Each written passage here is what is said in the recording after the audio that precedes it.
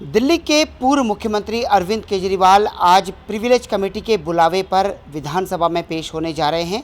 इस पूरे मामले पर बातचीत करने के लिए मेरे साथ मौजूद हैं भारतीय जनता पार्टी के सांसद मनोज तिवारी। उनसे बात करते हैं। मनोज जी, कई सम्मन पर जवाब दाखिल करने के बाद आज आखिरकार अरविंद केजरीवाल जो है प्रिविलेज कमेटी के सामने पेश हो रहे हैं। उन्होंने मांग की थी कि लाइव स्ट्रीमिंग की जाए, लेकिन उसकी मांग को खारिज कर दिया गया है। देखिए, अरविंद केजरीवाल जी का अभी तक जो परिचय मिला है वो बहुत श्रूड क्रिमिनल का परिचय है। क्रिमिनल अंदर से और बहुत ही धूर्त क्रिमिनल, जो अपनी बातों से, अपनी लच्छेदारी से ऐसा आपको शो करेंगे कि अरे रे, ये तो बड़ा सीधा आदमी है, बड़ा भोला भाला आदमी है। और अरविंद केजरीवाल जी लगातार इसका प्रयोग करते रहते हैं। पीछे की सारी बातें अपनी जगह। आज जो प्रिविलेज कमेटी के सामने उनकी मीटिंग है, उनकी पूछताछ होगी। आपने सिंपल सा विधानसभा के अंदर एक टिफिन घर को आपने फांसी घर कह दिया, तहलका मच गया। क्योंकि आप हो अराजक व्यक्ति, आप एक अर्बन नक्सली की तरह व्यवहार करते हैं, आप सनसनी फैलाते हैं और संवैधानिक संस्थाओं को बदनाम करने की कोशिश करते हैं। लेकिन संविधान तो उसको नहीं स्वीकार करेगा। अब विधानसभा भवन के अंदर फांसी घर आपने कह दिया, तो आओ सिद्ध करो, बताओ कैसे है। अब उसमें जब पूछताछ होगी, जैसे हमारी जितनी इस तरह की पूछताछ होती है, हमारी स्टैंडिंग कमेटी होते, उसकी एक संवैधानिक व्यवस्था है कि यहाँ पे डिस्कशंस होते हैं, निष्कर्ष निकाला जाता है। इसलिए उसकी बाहर में आप मीडिया से भी बात नहीं कर सकते, लाइव स्ट्रीमिंग तो छोड़ दीजिए। लेकिन अब ये बाबा साहब भीमराव अंबेडकर के संविधान का नियम है। भाई, आप बाबा साहब अंबेडकर जी के संविधान को मानते नहीं, तो पॉकेट में नियम कानून लेकर के नहीं चल सकता। आपने अपराध किया है कि एक विधानसभा भवन को बदनाम करने की कोशिश की। अभी प्रिविलेज कमेटी पूछताछ कर रही है, जाके बताइए। अब इसमें ज़्यादा नाटक करने से वापस वही चरित्र दिख रहा है अरविंद केजरीवाल जी का, जो वो एक श्रूड क्रिमिनल का पहले से दिखाते रहते। इससे पहले 2 सम्मन जारी किए गए उनको, तो उस पर वो पेश नहीं हुए और अब वो तीसरे सम्मन पर जो है वो पेश हो रहे हैं। तो उनका ये कहना है कि आप लोग, हमने तो ये कहा था कि ये फांसी घर है, अंग्रेज यहाँ पर स्वतंत्रता सेनानियों को चुपचाप फांसी दे दिया करते थे। तो अब इसमें परेशानी किस बात की है? हम तो कह रहे हैं कि अंग्रेज कातिल थे, जुर्मी थे, उन लोगों ने जो है एक तरीके से गलत काम किए थे। अब इसमें क्या परेशानी है? ये सारी आपने जो बात कहा उसका प्रमाण खोजा जा रहा है। अब प्रमाण देने में आप रोवन पटई पे क्यों आ रहे हो? एक शब्द है कि मतलब जब हमारी बात हमने लांछन लगा दिया।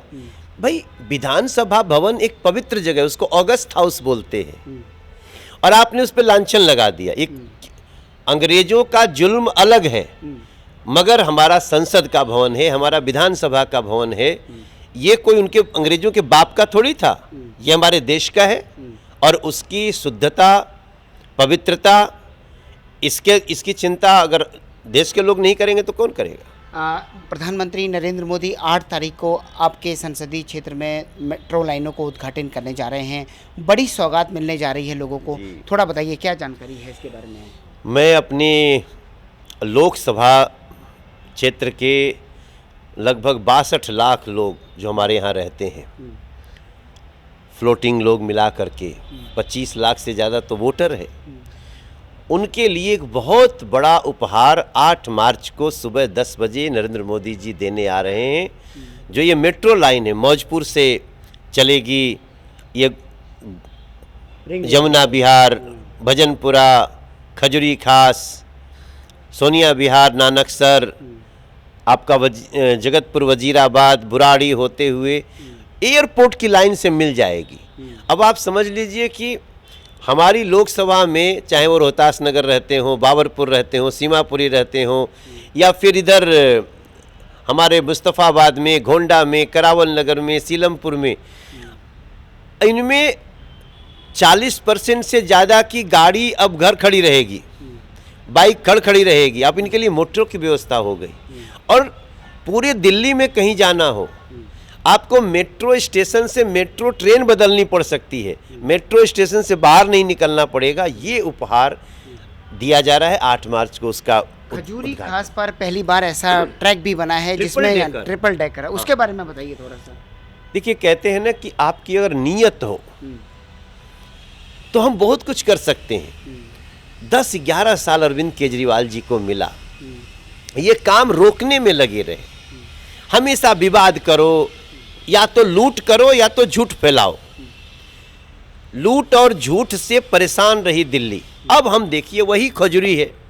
खजूरी पे एक फ्लाईओवर पहले से था, खजूरी का जाम जानलेवा था। इस खजूरी के जाम को हटाने के लिए हमने एलिवेटेड रोड की व्यवस्था की, मेट्रो चलाया। तो पहले से जो खजूरी का फ्लाईओवर था, नीचे सड़क, ऊपर से फ्लाईओवर, फ्लाईओवर के ऊपर मेट्रो और मेट्रो के ऊपर एलिवेटेड रोड, मतलब 4 मंजिल का ट्रैफिक व्यवस्था।